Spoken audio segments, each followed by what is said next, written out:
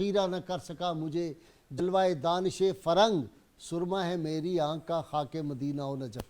جی بسم اللہ الرحمن الرحیم وصلی اللہ تعالی علی النبی الامین وعلی آلہ وصحبہ اجمعین۔ اللہم صلی وسلم مبارک علی سیدنا و مولانا محمد صلاۃ تجمع روح المصلی بالمصلی علیہ۔ غازی صاحب، میں اکثر اپنی گفتگو کا آغاز قرآن عزیز کی آیت سے کیا کرتا ہوں۔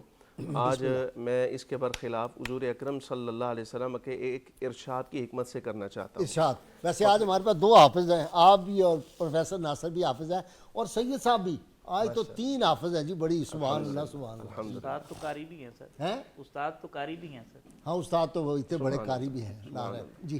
حضور اکرم صلی اللہ علیہ وسلم کا مشہور ارشاد گرامی فرمایا ان علی منی و انا منہ، علی مجھ سے ہیں اور میں علی سے ہوں۔ ٹھیک۔ ہمارے ہاں اصول حدیث میں ایک عنوان قائم کیا جاتا ہے جس کو اسباب نزول یا اسباب ورود کہا جاتا ہے، کہ کوئی بھی حدیث پاک، جیسے قرآن عزیز کی آیات کے بارے میں شان نزول کہتے ہیں، اسی طرح کوئی بھی حدیث پاک حضور اکرم صلی اللہ علیہ وسلم سے کس واقعہ کس موقع پر مارز وجود میں آئی، اس سے بعض علماء تمحیص بحث کرتے ہیں۔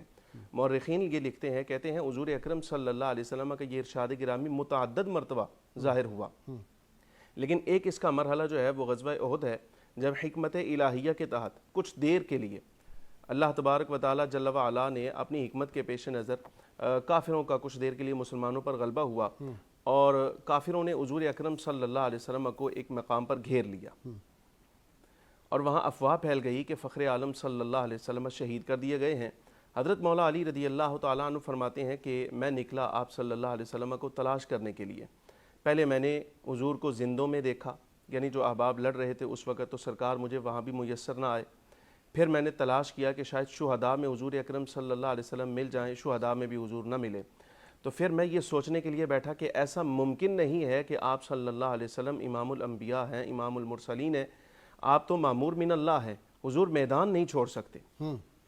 تو جب حضور میدان بھی نہیں چھوڑ سکتے، حضور زندوں میں بھی نہیں ہے، شہداء میں بھی نہیں ہے، تو پھر لگتا ایسے ہے جیسے اللہ تبارک و تعالیٰ نے آپ صلی اللہ علیہ وسلم کو آسمانوں پر زندہ بلند فرما لیا ہے۔ اللہ۔ اب یہ مولا علی رضی اللہ تعالیٰ عنہ کا حضور اکرم صلی اللہ علیہ وسلم کے لیے آپ ادب سمجھیے، احترام سمجھیے، اپنے علم کو بروئے کار لا کر حضور اکرم صلی اللہ علیہ وسلم کی تعظیم سمجھیے۔ اس جملے کو جو مرضی آپ سمجھ لیجیے کہ اللہ تعالیٰ نے آپ کو اپنی طرف بلند کر لیا۔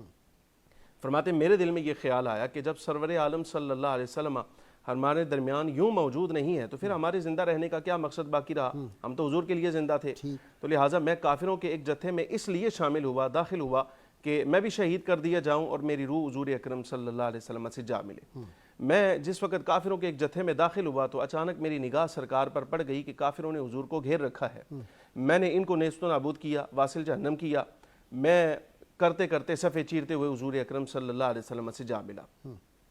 فخر عالم صلی اللہ علیہ وسلم سے ان کو ہٹایا، دور کیا، پھر ایک اور جتھا آیا، ان کو بھی ہٹایا۔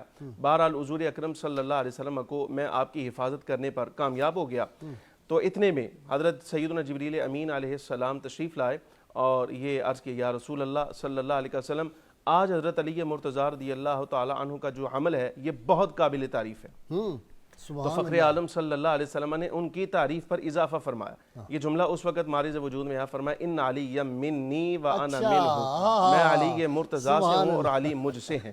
اور جبریل امین علیہ السلام کا آگے ارشاد یہ تھا، عرض کہ یا رسول اللہ، اگر جناب علی مرتضیٰ آپ سے ہیں اور آپ ان سے ہیں تو میں آپ دونوں سے ہوں، و انا منکما۔